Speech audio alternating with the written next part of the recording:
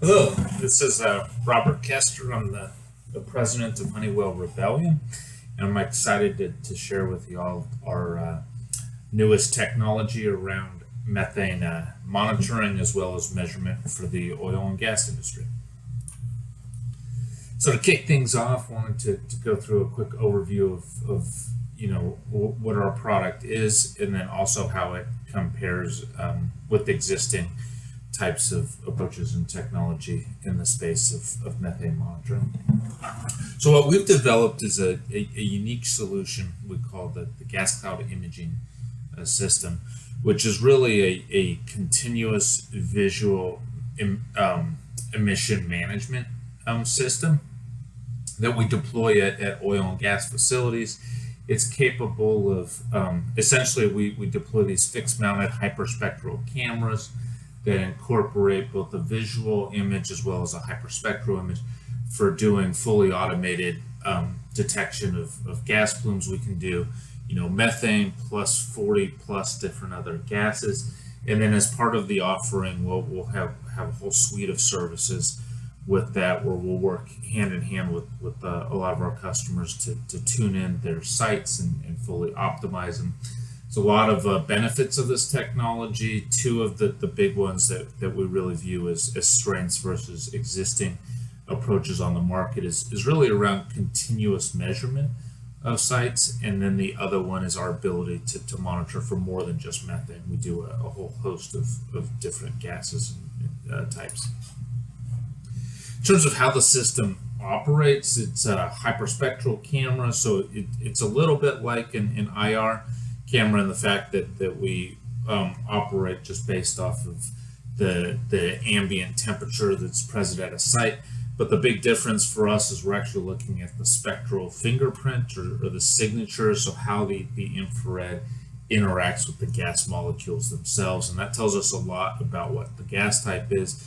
And then we can utilize that to also quantify the plume and provide a real-time video of an event, which is what's shown over in the far right corner of the screen. In terms of how customers are using this technology, that they're really getting a value in three big buckets across the entire value stream, from upstream onshore all the way down to downstream. We picked out two sectors, the gathering facilities and custody transfer and compression, and did a value walk to kind of illustrate how customers are using this system. It's really a lot more than just environmental monitoring. They get a lot of benefits from environmental in the fact that they're able to reduce the number of violations and some of the leak surveys that they're doing right now. But there's also advantages on the safety and reliability side of things where we're really able to monitor not just for fugitive emissions, but also performance of equipment and vented emissions as well. And most of our customers have reported back to us that over about a 5-year time period, when they look at how they're able to optimize their facilities, they're saving or getting a return on their investment of about 4x over the cost of operating the system. So we're actually saving them quite a bit of money.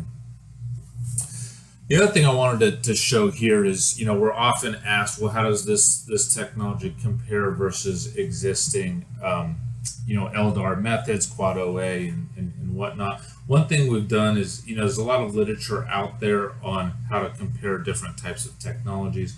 We've pulled an example of a paper just recently published, I want to say 2 months ago, by Kempt and Ravikumar, which really shows, it's based off of the feast model.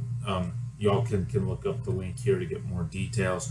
But essentially what I'm showing here are two different things. It's the sensitivity of our system, so we're not as sensitive as an OGI camera, but the fact that we're continuous monitoring, we're actually able to provide a net benefit on the fugitive emission mitigation side.